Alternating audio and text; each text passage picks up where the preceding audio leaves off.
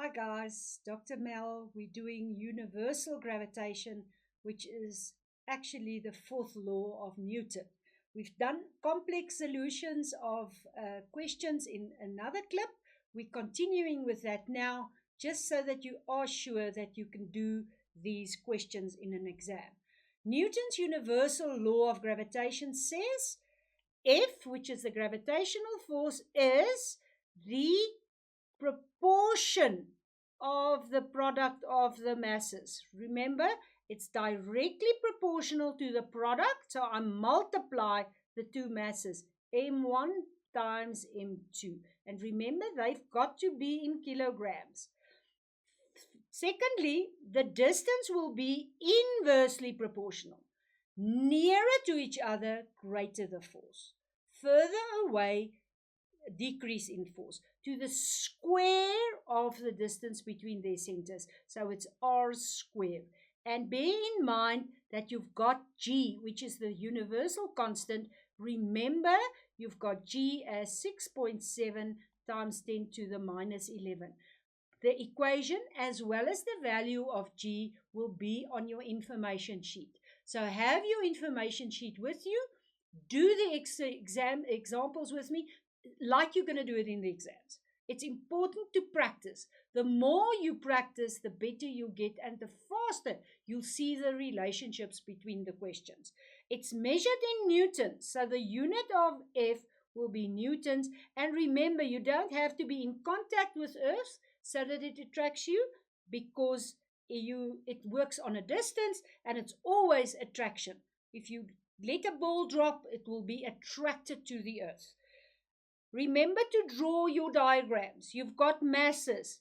The masses, do that. Do the completion of the question where they say to you, this is the distance between the midpoints. And guys, just something that you might be asked, what's the force of F1 on M1 on M2? Well, it's Fg. And the force of M2 on M1 is Fg. Remember Newton's third law that said there's an action and a reaction. There's a pair of forces. An example is the mass of Earth is this. Now, I know on the information sheet you'll also find the mass of Earth. In this question, they gave you the mass of Earth. They gave you the radius of Earth, which is also on your information sheet. So if they don't give it to you, remember you can go and look on your information sheet. The planet Mars has a mass of that. So I obviously have the Earth there and I've got Mars there. And they're giving me information. I've got Earth there and you see they gave me the mass as well as the radius. I also have Mars there and I've got the mass of Mars and they gave me the radius. So you've got both of the planets' dimensions, mass as well as radius, and it's measured from its center to the surface. They're asking me firstly to determine the gravitational field. Remember, we worked out the gravitational field with an equation that looks like that. We just have to determine, do we have all those values? And then finally, they asked me to work out the weight of a 60 kilogram on Mars, not on Earth. So I have to find the G on Mars to be able to calculate that question. Let's see, can I determine the gravitational field, that's G, on Mars? Let's go and see what I have to do. I've got my equation. Then I substitute the values in my equation. I've got 6.7 times 10 to minus 11, which is given to me. I've got the planet Mars's mass, 6.42 times 10 to the 23rd, and that's the power. And I've got the radius of Mars, 3.38 times 10 to the 6. Remember the square. Please don't forget the square. You will not be able to get the correct answer.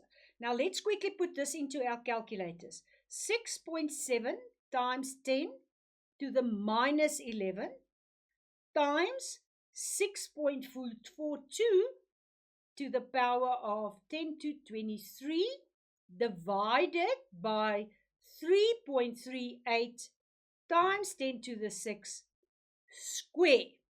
And if you calculate that answer, you'll be able to get the G as 3.77, and you now have a unit which is that. You can also just say it is meter per second square, as we did in our previous calculations. The second question is use this value, 3.7. So I've got 3.77 as the G. Now to determine the weight of the 60 kilogram object on Mars. So I want the weight, which is the weight on Mars, which is the attraction of the object to Mars. Have you got that? And I know I can just calculate the gravitational field, which we calculated just now, and the mass. So I've got a 60 kilogram, and the G on Mars is 3.77. And you get the force as 225.91. What's the unit for weight? It's a force, so it is Newton. I hope that you can calculate different dimensions and questions by just using the equations that's provided to you on your information sheet. Another question. I've been given the mass of Earth. I'm giving you the radius of Earth. So they give me values for Earth. Then they say Neptune, that's a planet in the solar system. Neptune has a mass 17 times that is the mass of Earth.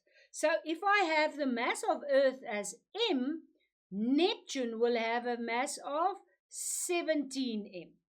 And the radius of Neptune is 4 times that of Earth. So it's not just r, it is 4 times r.